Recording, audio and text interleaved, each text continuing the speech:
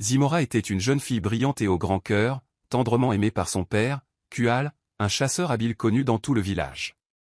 Sa mère, Mesha, avait été une femme douce qui traitait tout le monde avec bienveillance. Mais lorsque Mesha est tombée malade et est décédée, tout a changé pour Zimora. Le chagrin pesait lourdement sur Kual, et dans sa solitude, il s'est remarié avec une femme nommée Nibiba. Au début, Nibiba semblait attentionnée, mais dès qu'elle est devenue son épouse, sa vraie nature s'est révélée. Dès le premier jour, Nibiba a éprouvé du ressentiment pour Zimora. Elle détestait à quel point Kual adorait sa fille et la voyait comme un rappel de sa première femme. Pendant que Kual était parti chasser, Nibiba a rendu la vie de Zimora misérable. Elle forçait la jeune fille à se réveiller avant l'aube pour nettoyer la maison, aller chercher de l'eau et préparer les repas, ne recevant en retour que des insultes. Tandis que Nibiba et les autres enfants du foyer mangeaient bien, Zimora ne recevait que les restes, à peine de quoi remplir son estomac. La nuit, Zimora restait éveillée, épuisée et affamée, se demandant pourquoi son père ne semblait plus remarquer sa souffrance. Elle a essayé de lui en parler une fois, mais Nibiba a rapidement déformé l'histoire, faisant passer Zimora pour paresseuse et irrespectueuse. Kual, déjà accablé par ses propres soucis, a soupiré et a dit à sa fille d'écouter sa belle-mère. À partir de ce moment, Zimora a gardé le silence, ravalant sa douleur, espérant qu'un jour son père verrait la vérité. Mais les jours ont passé et les choses n'ont fait qu'empirer. Au fil des mois, la haine de Nibiba pour Zimora s'est intensifiée. Peu importe à quel point elle maltraitait la jeune fille, il y avait toujours une étincelle dans les yeux de Zimora, une force tranquille que Nibiba méprisait. Elle voulait que Zimora disparaisse, mais elle savait qu'elle ne pouvait pas simplement la chasser sans raison. Alors, elle a commencé à planter des graines de doute dans l'esprit de Kual. Un soir, alors que Kual était assis près du feu à aiguiser sa lance de chasse, Nibiba a soupiré lourdement à côté de lui. « N'as-tu pas remarqué, mon mari » a-t-elle murmuré, jetant un regard vers la hutte où dormait Zimora. Depuis que Mesha est morte, d'étranges malheurs se sont abattus sur ce foyer. Les récoltes n'ont pas bien poussé cette saison. La rivière s'est asséchée plus tôt que prévu. Et n'as-tu pas remarqué que les animaux ne s'approchent plus lorsque tu chasses ? Kual fronça les sourcils. C'était vrai. Il avait eu du mal à attraper du gibier dernièrement. Il avait mis cela sur le compte de la malchance. Mais maintenant, les mots de Nibiba le mettaient mal à l'aise. « Que veux-tu dire » demanda-t-il. Nibiba baissa la voix, se penchant plus près. Zimora, elle porte une malédiction. Je l'ai vue dans mes rêves. Un esprit de malheur la suit. C'est pourquoi les ancêtres ont emporté Mesha, et pourquoi rien ne prospère dans cette maison. Si nous n'agissons pas, des choses pires arriveront. Kual secoua la tête. Ce n'est qu'une enfant, dit-il, bien que sa voix manqua d'assurance. Ce n'est pas seulement une enfant, insista Nibiba. Elle est la racine de notre souffrance. Les ancêtres ne nous béniront pas tant qu'elle restera ici. Jour après jour, Nibiba répétait ces mots, remplissant l'esprit de Kual de peur et de doute. Elle soulignait chaque petit malheur, tordant la réalité pour l'adapter à son histoire. Lentement, le cœur de Kual s'est endurci envers sa fille. Il a cessé de la regarder avec amour. Quand elle l'appelait, il répondait à peine. Quand elle essayait de parler, il se détournait. Le père qui la portait autrefois sur ses épaules la traitait maintenant comme une étrangère. Puis, Nibiba a donné naissance à un fils, Django. Tout le foyer a célébré, et pour la première fois depuis longtemps, Kual a souri. Il a tenu son nouveau-né avec fierté, déclarant qu'il deviendrait un grand chasseur comme son père. Mais pendant qu'il se réjouissait, Zimora se tenait dans un coin, inaperçue, oubliée. Elle regardait son père combler le bébé d'un amour qu'il lui avait autrefois donné. Son cœur se serrait, mais elle ne dit rien. Maintenant que Nibiba avait Kual entièrement sous son contrôle, elle était prête pour l'étape finale. Une nuit, alors que Kual se préparait à dormir, Nibiba a de nouveau parlé. « Les ancêtres nous ont donné une autre chance », dit-elle en caressant la petite main de Django. Mais la malédiction de Zimora persiste. Nous devons nous en débarrasser avant qu'elle ne nuise à notre fils. La mâchoire de Kual se contracta. Que veux-tu dire ? Les yeux de Nibiba brillaient de cruauté. Emmène-la au plus profond de la jungle et laisse-la là. Les esprits décideront de son sort. Si elle est innocente, ils la protégeront. Mais si elle est vraiment maudite, la nature suivra son cours. Kual a hésité. Quelque part au fond de lui, une partie de lui savait que c'était mal. Mais Nibiba avait passé trop de temps à empoisonner son esprit. Il baissa les yeux sur son fils, si petit et si fragile dans ses bras. Il ne pouvait pas risquer l'avenir de sa famille. Il expira lourdement et hocha la tête. « Demain soir, dit-il. » Un sourire malveillant s'étala sur le visage de Nibiba. Son plan était enfin en marche. D'ici demain à la même heure, Zimora aurait disparu pour toujours. L'air nocturne était lourd de l'odeur de la terre humide, alors que Nibiba conduisait Zimora sur un sentier étroit dans la jungle. Les arbres immenses se balançaient doucement, leurs feuilles chuchotant des secrets dans le vent. Zimora serrait le petit panier que Nibiba lui avait donné, ses pieds nus effleurant les feuilles mortes. Elle avait été surprise lorsque Nibiba lui avait demandé de l'aide pour cueillir des herbes spéciales. C'était la première fois que sa belle-mère lui parlait gentiment depuis longtemps. Peut-être, juste peut-être, Nibiba commençait elle à l'accepter. Elles s'enfoncèrent plus profondément dans la forêt, bien au-delà de là où Zimora était jamais allé. Les bruits du village s'estompèrent, remplacés par les appels étranges des créatures de la nuit. Le cœur de Zimora battait plus vite, mais elle ne dit rien. Si c'était une chance de se montrer utile, elle la saisirait. Soudain, Nibiba s'arrêta dans une petite clairière. Le clair de lune filtrait à travers la canopée épaisse, projetant des taches argentées sur le sol. Elle se tourna vers Zimora avec un sourire forcé. « Attends ici, enfant. Les herbes dont j'ai besoin ne sont pas loin.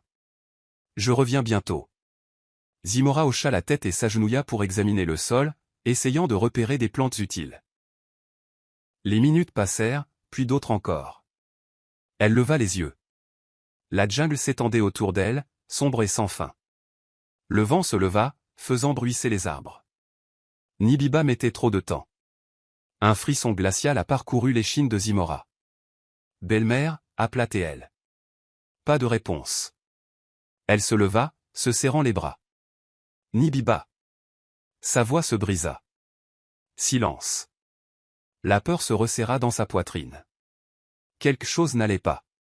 Elle se retourna vivement, cherchant le chemin qu'elles avaient pris. Mais la jungle semblait partout la même. Les ombres bougeaient, se tordant en des formes que son esprit ne voulait pas nommer. Puis elle l'entendit. Un grognement sourd et profond au loin. Sa respiration se bloqua. Le son se fit entendre à nouveau, plus proche cette fois. Le sous-bois bruissa, et Zimora se figea en les voyant. Des yeux, brillant d'un éclat doré dans l'obscurité. Une paire. 2. 5. D'autres encore. Les lions l'avaient trouvé. Un sanglot aigu s'échappa de ses lèvres. Ses jambes refusaient de bouger. Son corps était paralysé par la terreur. Les grandes bêtes se déplaçaient lentement. Leurs lourdes pattes se posant sur la terre sans un bruit. Elle l'observait. Attendait. Une seule pensée perça sa peur. Cours. Son corps obéit avant que son esprit ne puisse suivre. Elle se retourna et s'enfuit en courant.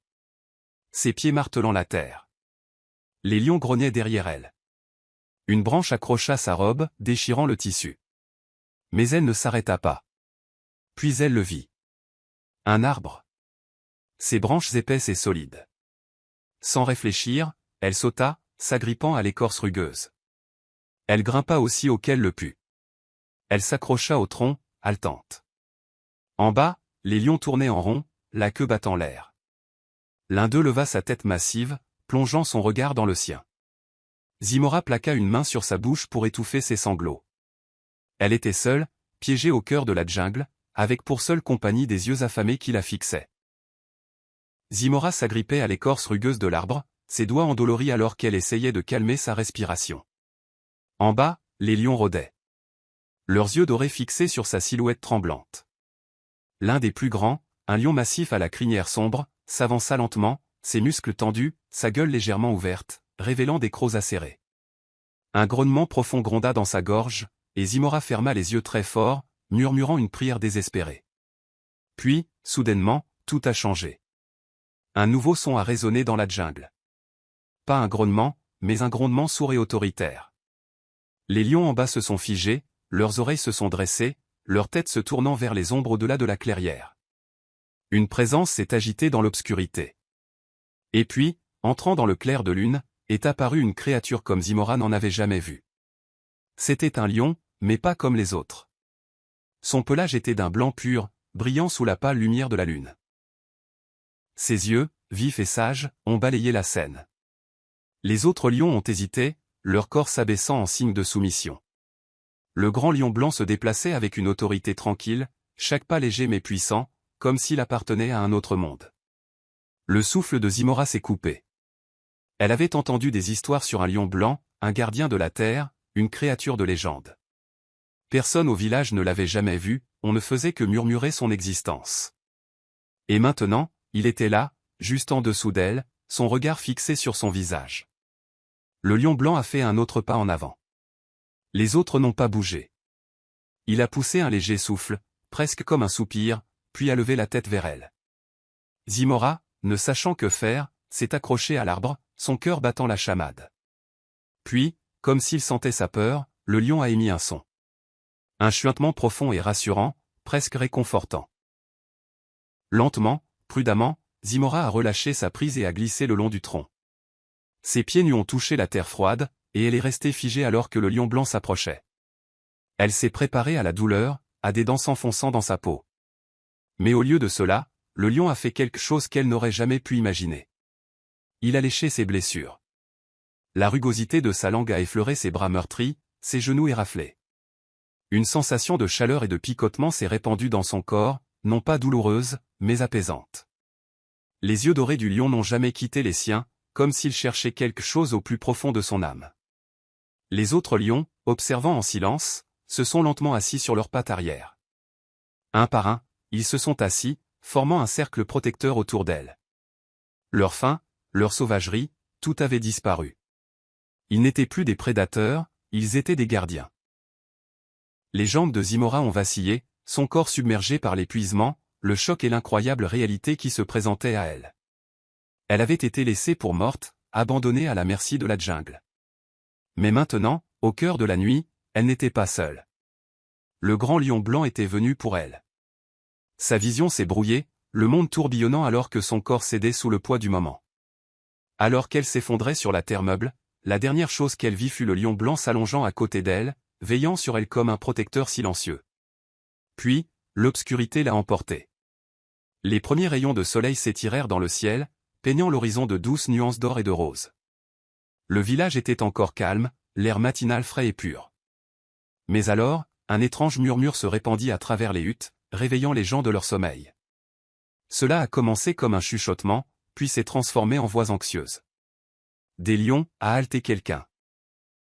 Aux portes du village. La peur a saisi le cœur des villageois. Les lions ne s'approchaient jamais d'aussi près, n'osaient jamais entrer en territoire humain. Les femmes ont serré leurs enfants contre elles, les hommes ont attrapé leurs lances, prêts à défendre leur foyer. Mais lorsqu'ils sont sortis et ont regardé vers les portes, ce qu'ils ont vu les a laissés pétrifiés. Là, juste au-delà de l'entrée, se trouvait un spectacle que personne n'aurait jamais pu imaginer. Zimora. Elle était recroquevillée sur le sol, son visage paisible, comme dans un profond sommeil.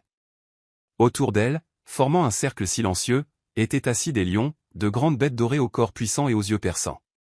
Et au centre de tous se tenait la créature la plus étonnante de toutes, un lion blanc massif, sa fourrure brillant dans la douce lumière du matin. Des exclamations de stupeur ont rempli l'air. Certains villageois sont tombés à genoux, murmurant des prières. D'autres se sont accrochés les uns aux autres, incapables de comprendre ce qu'ils voyaient. Le lion blanc, a soufflé un ancien. Le gardien de la terre. Les lions n'ont pas bougé. Ils sont simplement restés assis là, comme s'ils avaient passé toute la nuit à protéger la jeune fille endormie. Pas un seul villageois n'a osé s'approcher. L'air était chargé à la fois de peur et d'émerveillement.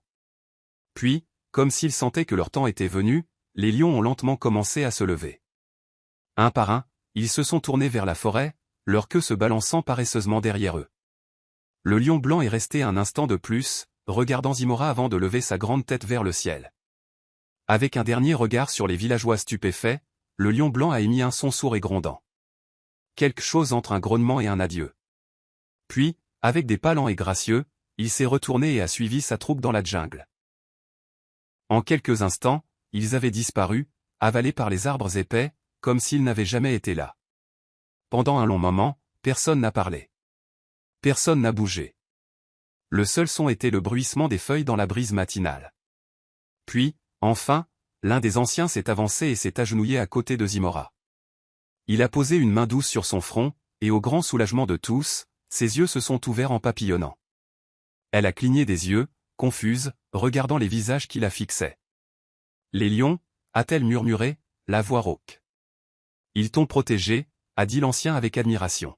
« Ils t'ont ramené. » Des murmures d'étonnement ont parcouru la foule. Les enfants chuchotaient avec excitation. Les femmes se tenaient la poitrine, incrédules. Et le chef du village s'est avancé, son expression indéchiffrable. Ce n'était pas une enfant ordinaire, pas une simple fille. Quelque chose de plus grand s'était produit ici, et à partir de ce moment, plus rien dans le village ne serait jamais pareil. Le village resta dans un silence stupéfait alors que Zimora s'asseyait, se frottant les yeux fatigués. La chaleur du soleil touchait son visage, mais elle se sentait différente, comme si quelque chose au-delà de sa compréhension venait de se produire. Le souvenir de la nuit précédente était encore frais dans son esprit. Les yeux brillants dans l'obscurité, la présence puissante du lion blanc, l'étrange sentiment de sécurité au lieu de la peur. Les anciens se sont rassemblés, chuchotant entre eux.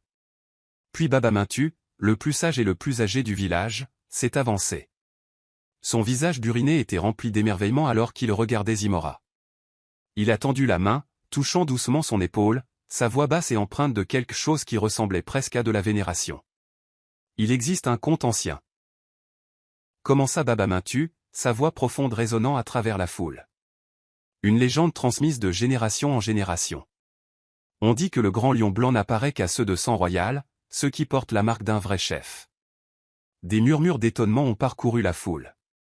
Les gens échangeaient des regards, certains hochant la tête en signe d'accord, tandis que d'autres semblaient sceptiques. Mais qu'est-ce que cela a à voir avec Zimora, a demandé quelqu'un avec hésitation. Baba Mintu tourna son regard vers le chef du village, son expression lourde de sens. Il y a de nombreuses années, avant que la plupart d'entre vous ne soient nés, il y avait un roi, le souverain d'une terre lointaine. Il a été trahi par ceux en qui il avait confiance, forcé de fuir, laissant derrière lui tout ce qu'il possédait. Son unique enfant, une petite fille, a été cachée pour la protéger de ceux qui cherchaient à détruire sa lignée. Cet enfant a été amené ici, où elle a grandi comme l'une des nôtres. Son nom était Mécha. Des exclamations de surprise ont rempli l'air. Les villageois se sont tournés les uns vers les autres, choqués. Mécha, la mère de Zimora, était la princesse perdue d'un royaume déchu. Zimora leva les yeux vers Baba Mintu, son cœur battant à tout rompre. Sa mère, une princesse. Elle n'avait jamais entendu une telle histoire auparavant. Tout ce qu'elle savait, c'est que sa mère était une femme douce et aimante, qui lui avait été enlevée trop tôt. Mais en y repensant, de petites choses commençaient à prendre sens. La façon dont Mécha se tenait, la dignité tranquille dans sa voix, l'histoire qu'elle racontait à Zimora quand elle était enfant sur des terres bien au-delà de leur village. Les lions savaient, a poursuivi Baba Mintu. Ils ont vu la vérité dans son sang. C'est pourquoi ils ne lui ont pas fait de mal. Ils l'ont protégé, comme ils protégeaient autrefois les souverains de l'ancien royaume. Zimora est de descendance royale, une enfant du roi exilé. Un lourd silence s'est abattu sur la foule. Nibiba, qui s'était caché dans l'ombre, a pâli. Son plan diabolique était construit sur des mensonges, mais maintenant la vérité avait éclaté d'une manière que personne ne pouvait nier. Kual, le père de Zimora, s'est avancé, le visage rempli de regrets. Il s'était laissé aveugler par les paroles de Nibiba, avait tourné le dos à sa propre fille. Mais maintenant, il voyait la vérité. La fille qu'il avait abandonnée était bien plus grande qu'il ne l'avait jamais imaginée. Zimora, toujours assise par terre, sentit des larmes lui piquer les yeux. Elle s'était toujours considérée comme une simple fille, non désirée et maltraitée. Mais maintenant, elle réalisait qu'elle était plus que cela. Elle était forte, elle avait été choisie, et son histoire ne faisait que commencer. Le cœur de Nibiba battait la chamade alors qu'elle se tenait derrière sa hutte, écoutant les voix excitées des villageois. Elle était certaine que Zimora ne reviendrait jamais. Pourtant, elle était là, vivante, indemne, et entourée de murmures sur un grand destin. Les mains de Nibiba tremblaient. Elle savait que si la vérité éclatait, elle perdrait tout. Elle se redressa et força un sourire avant de s'avancer. « Qu'est-ce que c'est que ces bêtises » lança-t-elle, sa voix plus aiguë que d'habitude. vous célébrez tous comme si quelque chose de grand s'était produit. Mais cette fille a disparu toute seule. Maintenant, elle est de retour en racontant des histoires insensées. Quelques villageois se sont tournés vers elle, incertains. Mais avant que quiconque puisse parler, une voix profonde a percé la foule. Mensonge. Toutes les têtes se sont tournées vers l'orateur, un vieux chasseur nommé Babu Tambo. Son visage était usé par l'âge, ses yeux vifs comme ceux d'un aigle. Il s'est avancé, s'appuyant sur son bâton en bois, et a pointé un doigt ridé vers Nibiba. « Je t'ai vu, dit-il d'une voix ferme. Je t'ai vu emmener la jeune fille au plus profond de la jungle sous le couvert de l'obscurité. Je revenais d'une partie de chasse quand je t'ai remarqué, marchant vite, regardant par-dessus ton épaule. Je me suis caché dans les arbres et j'ai regardé pendant que tu abandonnais l'enfant dans une clairière, te murmurant à toi-même qu'elle ne reviendrait jamais. » Des exclamations de surprise ont rempli l'air. Tous les yeux étaient maintenant tournés vers Nibiba, dont le visage est devenu aussi pâle que la brume matinale. « Ce n'est pas vrai, balbutia-t-elle en reculant. Pourquoi ferais-je une chose pareille ? Le chef du village, un homme de haute taille à la présence imposante, s'est avancé, le visage sombre de colère. Parce que tu voulais qu'elle disparaisse, dit-il. Parce que tu as nourri son père de mensonges, empoisonné son cœur et l'a retourné contre sa propre fille. Nibiba secoua la tête furieusement. Non, ce ne sont que des histoires.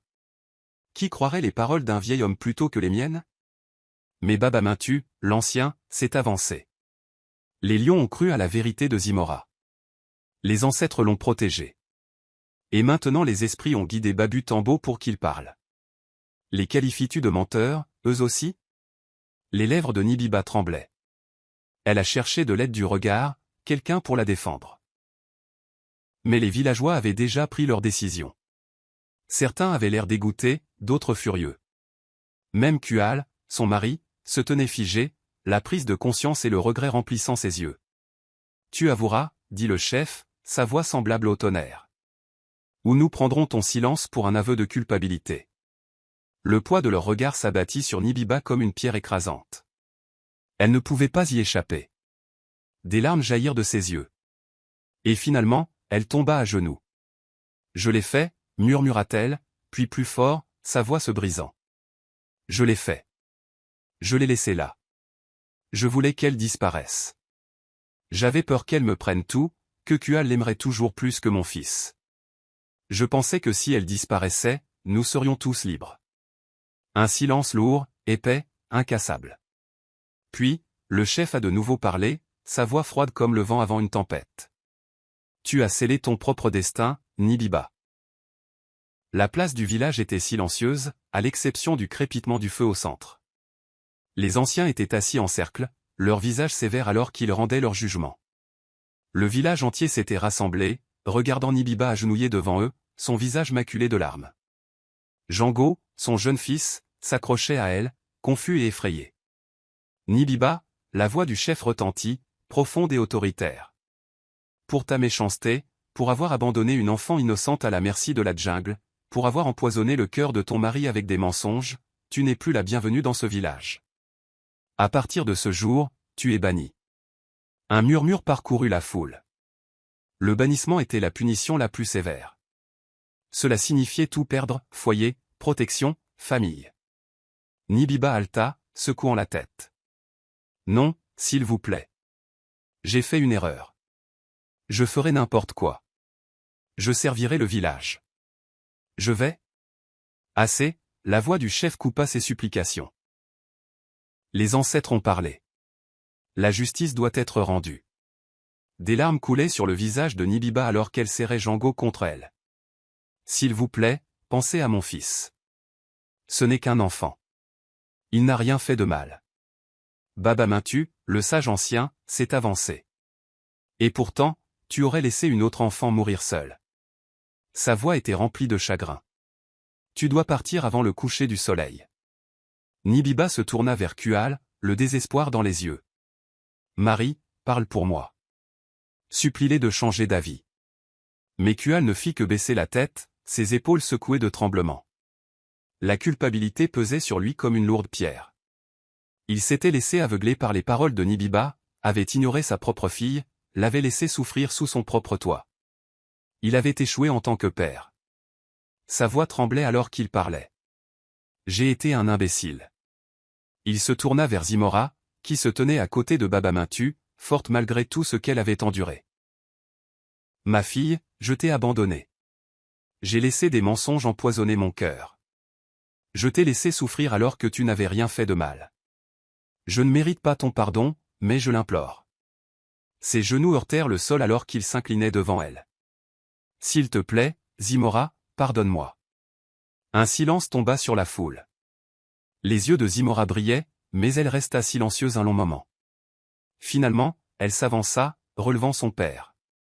Je te pardonne, dit-elle doucement.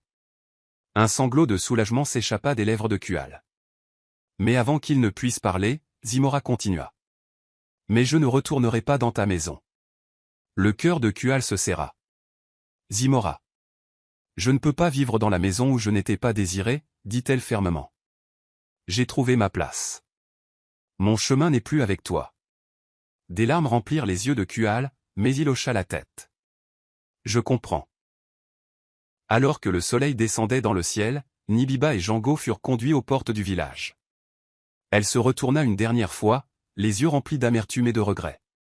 Mais personne ne parla pour elle. Personne ne l'arrêta. Elle avait scellé son propre destin, et la justice avait enfin été rendue. Le village se rassembla une fois de plus, mais cette fois, l'air n'était pas lourd de jugement ou de peur. Il était rempli d'admiration et de célébration. Les gens se tenaient en silence, les yeux fixés sur Zimora, la jeune fille qui avait été laissée pour morte mais qui était revenue avec la bénédiction des lions sacrés. Le chef, vêtu de ses plus beaux habits, leva son bâton et parla avec une profonde révérence. Les ancêtres ont parlé à travers les lions, dit-il. Zimora n'est pas une enfant ordinaire. Elle a été protégée par le lion blanc sacré, un gardien de notre terre. C'est un signe. Elle a été choisie pour nous protéger et nous guider. Un murmure d'approbation parcourut la foule. Certains villageois baissèrent la tête de honte, se souvenant comment ils avaient fermé les yeux sur sa souffrance. D'autres rayonnaient de fierté, réalisant qu'ils avaient été témoins d'une légende vivante. Baba Mintu, l'ancien le plus sage du village, s'est avancé et a placé un collier de perles autour du cou de Zimora, un symbole de leadership et de sagesse. Ses mains ridées se posèrent doucement sur ses épaules. À partir de ce jour, tu t'entraîneras sous ma tutelle, dit-il. Tu apprendras les voies des ancêtres, les secrets de la terre et la sagesse de ceux qui nous ont précédés. En temps voulu, tu prendras ta place légitime en tant que protectrice de ce village. Le cœur de Zimora se gonfla. Elle avait passé des années à se sentir invisible, non désirée, comme si elle n'avait pas sa place dans ce monde. Maintenant, on lui donnait un but, un chemin qui était vraiment le sien. Elle regarda les visages des gens, les enfants qui la regardaient avec admiration, les anciens qui hochaient la tête en signe d'approbation. Pour la première fois de sa vie, elle se sentit vue, non pas comme un fardeau, non pas comme une paria, mais comme quelqu'un qui comptait. Cette nuit-là, alors que le village célébrait avec de la musique et de la danse, Zimora s'assit à côté de Baba Mintu, écoutant attentivement pendant qu'il parlait des anciennes coutumes. Il lui a enseigné les étoiles, les vents, les esprits qui guidaient la terre. Il lui a raconté des histoires sur les guerriers et les guérisseurs qui l'avaient précédé, sur la force dont elle aurait besoin pour porter le poids du leadership. Tu as enduré la douleur, enfant, dit Baba Mintu, sa voix douce mais ferme. Mais la douleur façonne ceux qui sont destinés à la grandeur. N'oublie jamais d'où tu viens, car cela te guidera vers là où tu es censé être. Zimora hocha la tête, ses paroles s'enfonçant profondément dans son cœur. Elle n'était plus la jeune fille implorant l'amour d'un père qui s'était détourné. Elle n'était plus l'enfant effrayé laissé pour morte dans la jungle. Elle était Zimora, choisie par les lions sacrés, destinée à quelque chose de plus grand qu'elle n'aurait jamais imaginé. Alors qu'elle fermait les yeux cette nuit-là, elle ne rêva pas de peur ou de solitude. Au lieu de cela, elle vit le lion blanc la regardant depuis l'ombre, ses yeux dorés remplis de fierté. Elle était prête pour le voyage qui l'attendait. Les années ont passé, et Zimora est devenue une dirigeante sage et respectée. Les villageois sollicitaient souvent ses conseils, non seulement pour la guérison, mais aussi pour sa sagesse en temps de trouble. Elle avait appris les anciennes coutumes de Baba Mintu, maîtrisant les secrets de la terre, les herbes qui guérissaient et les traditions qui maintenaient la force du village. Les gens lui faisaient confiance, l'admiraient et la voyaient comme bien plus qu'une simple fille autrefois abandonnée. Elle était un symbole de résilience, un rappel que même les nuits les plus sombres pouvaient mener aux aurores les plus brillantes. Les enfants se rassemblaient autour d'elle, impatients d'entendre l'histoire de la nuit où elle avait été laissée dans la jungle. Avec un doux sourire, Zimora leur parlait des yeux brillants dans le noir, du moment de peur qu'il avait presque consumé, et du lion blanc qu'il avait sauvé. À chaque fois, elle leur rappelait que le courage ne consistait pas à ne jamais avoir peur. C'était de rester fort, même quand la peur tentait de vous briser. Certaines nuits, les villageois juraient voir le lion blanc à l'orée de la forêt, ses yeux dorés veillant sur le village. Bien que personne n'osât s'approcher, ils ne ressentaient aucune peur, seulement du réconfort. Pour eux, c'était un signe que Zimora était toujours protégée, toujours choisie. Beaucoup croyaient que le lion serait toujours avec elle, tout comme les ancêtres avaient toujours veillé sur leur peuple. Quant à Nibiba, son nom n'était prononcé qu'à voix basse. Après avoir été chassée, elle avait disparu sans laisser de traces. Certains disaient qu'elle avait erré dans la jungle, la même où elle avait abandonné Zimora, pour ne jamais revenir. D'autres croyaient que les esprits de la terre l'avaient punie pour sa cruauté, s'assurant qu'elle paie pour la douleur qu'elle avait causée. Mais personne ne savait vraiment ce qui lui était arrivé. Zimora n'a jamais cherché Nibiba, ni n'a gardé de haine dans son cœur.